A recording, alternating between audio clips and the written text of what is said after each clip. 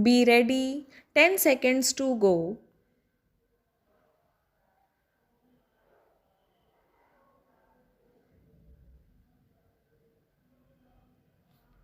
Start.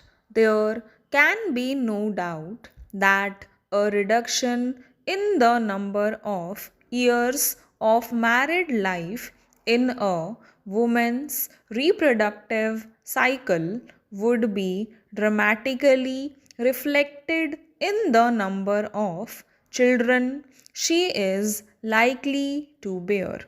This measure was indeed adopted in 1978 when the legal age of marriage for women was raised from 15 to 18 and 21 for men. But this law, from the start, been perhaps the most flouted one in our country. A large proportion of girls still get married well before the legal age for want of effective social pressure against early marriages, which have serious health consequences for the mother and the child besides pushing up fertility. This is admittedly a difficult problem, but one which must be faced. The continued toleration of its violation on the part of the public encourages disregard of other laws as well and undermines the very concept and framework of a society based on the rule of law. The second point concerns the critical importance of female education and literacy as a crucial determinant of fertility amongst women in India. All the statistics prove that.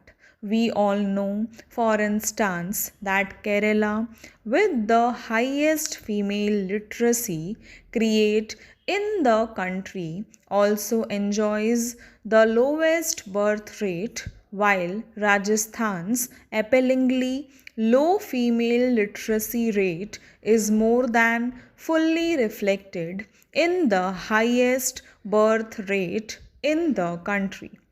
This should surely suffice to convince the central and state governments that concentrating on literacy programs, particularly amongst girls and young women, would be a most effective instrument in reducing the birth rate.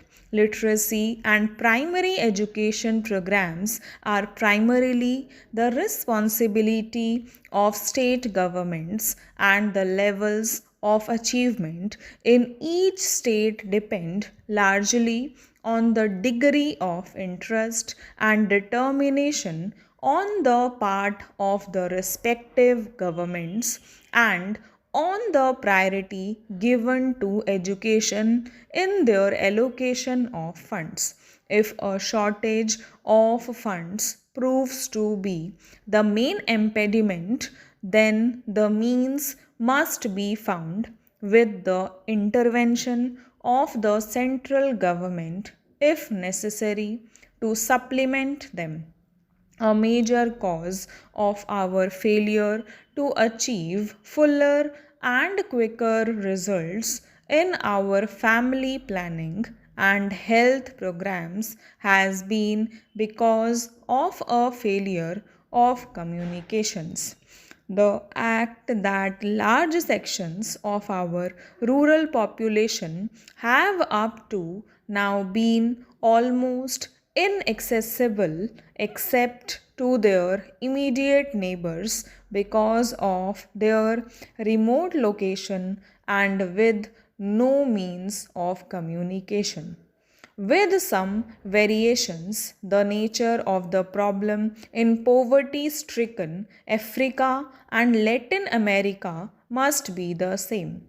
Although all population strategies have to relate to specific cultural contexts, historical background, and contemporary economic imperatives. Basically, the central plank of a successful population stabilization strategy should be awareness of the risks, commitment to small family norm, and determination to achieve desired results in a reasonable time frame. Otherwise, the snowballing effect of exploding numbers will set at naught all tidy plans. The two scourges we still face are hunger and environmental degradation. Both are of global character and therefore demand global solutions. It is a dismal thought that 750 million of the world's poorest people yearn to meet basic needs. In the words of activist former Prime Minister of Japan, hunger takes the lives of 13 to 18 million people annually. Three quarter of these are children under the age of 5. It is appalling that as we sit here now, 18 children die every minute because of hunger. Can we be complacent about this tragic fact? In the mid 40s, several demographers thought that by the year 2000 AD, the world would have a population of 3 billion. These estimates have had to be revised upwards. It is estimated now that by the year 2020, that is, in just another 3 decades, the world may have to cope up with 8 billion. It seems that since 1975, the decline in fertility in some of the third world countries has almost leveled off. In India, the world's second most populous country, for instance, the fertility rate has got stuck at 4.8. That means that India will overtake China by the middle of the next century. In Indonesia, too, after the initial successive reduction of fertility to 4.3, the downward trend has been arrested. During my last visit to China, when I complimented China on her achievement in slowing down growth rate of population, senior leader of China voiced anxiety at the slowing down of the process of reduction of fertility because rapid growth might well threaten China's elaborate development and modernization strategies. Are we not overstretching the Earth's natural resources? There are fears that production of food may not keep pace with the needs of the growing population. There may not be enough water for all.